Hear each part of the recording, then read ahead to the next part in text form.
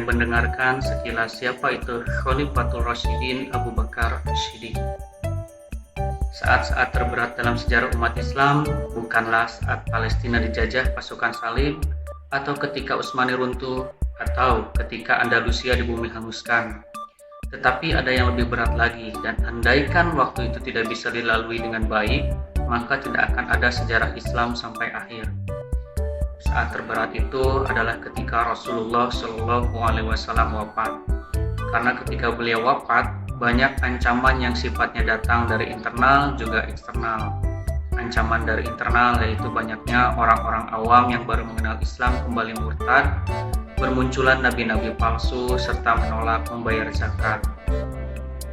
Sedangkan faktor eksternalnya adanya ancaman dari Romawi dan juga Persia yang memanfaatkan momentum itu untuk menyerang kaum muslimin.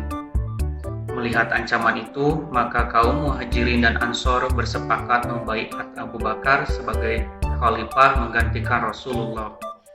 2 tahun kepemimpinan Abu Bakar adalah 2 tahun untuk menyelamatkan umat Islam selama-lamanya. Komando Abu Bakar saat pertama kali menjadi khalifah adalah tetap kirimkan pasukan Usama bin Zaid ke Syam.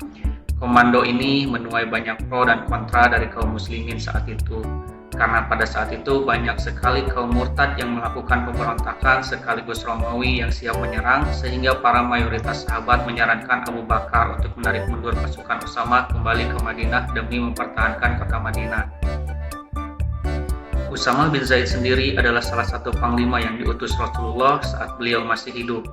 Maka kata Abu Bakar, "Demi Allah, aku tidak akan menaruh panji yang telah diangkat Rasulullah. Jangan sampai kita taat hanya saat Rasulullah hidup." Di sini terlihat kecerdasan Abu Bakar, karena dengan tetap diberangkatkannya Usama bin Zaid ke Syam, membuat orang murtad, nabi palsu, dan Romawi akan berpikir, kalau saja Madinah bisa memberangkatkan pasukan ke Syam, pasti di Madinah ada pasukan yang lebih besar lagi, sehingga mereka tidak berani mendekati Madinah, dan itu ternyata benar. Di saat hampir mayoritas sahabat bilang menyuruh untuk bertahan di Madinah sampai mereka wafat, Abu Bakar malah bilang, "Jangan sampai aku masih ada, tapi umat Islam malah berkurang." Itu merupakan kalimat yang harus kita teladani sampai sekarang. Abu Bakar memiliki nama Abdullah bin Utsman, dan ada juga yang memanggilnya Abdullah bin Abu Quhafah, diambil dari nama julukan ayahnya.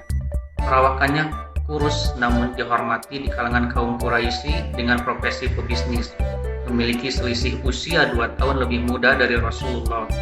Abu Bakar digelari As-Siddiq karena beliau selalu membenarkan dan mempercayai perkataan Rasulullah. Abu Bakar di mata ulama dikenal memiliki kedudukan yang mulia, memiliki akhlak yang tinggi, memiliki rasa malu, menjaga diri, gagah berani, pengasih, pedagang, mulia, kaya harta, kedudukan, dan moralnya. Bahkan Umar bin Khattab pernah berkata, "Jika iman seluruh penduduk bumi ditimbang dengan keimanan Abu Bakar, maka akan berat imannya Abu Bakar." Abu Bakar juga dikenal dengan manusia fitrah karena mampu membedakan mana yang batil dan hak, atau mana yang benar atau salah. Bahkan istimewanya Abu Bakar, sebelum masuknya Islam tidak pernah minum khamar. Di sisi Rasulullah, Abu Bakar merupakan orang pertama yang mengakui Rasulullah dan beriman dari kalangan laki-laki. Abu Bakar pun menjadi pendamping setia di setiap momentum perjalanan dakwah Rasulullah. Abu Bakar juga dikenal sebagai ahli ilmu silsilah, yaitu ilmu pengetahuan mengenai nasab atau garis keturunan. Beliau paham betul karakteristik orang yang akan didakwahinya, sehingga dakwahnya berhasil melalui pendekatan yang ia lakukan. Bahkan 6 dari sahabat Nabi yang dijamin surga Allah adalah buah dari dakwah Abu Bakar. Khalifatul Rasulillah. Setelah Rasulullah wafat, kaum Muhajirin dan Ansor sepakat membaiat beliau sebagai khalifah, maka beliau disebut Khalifatul Rasulillah, khalifah setelah Rasulullah. Masa kepemimpinan Abu Bakar adalah 2 tahun dengan pencapaian yang luar biasa gemilang.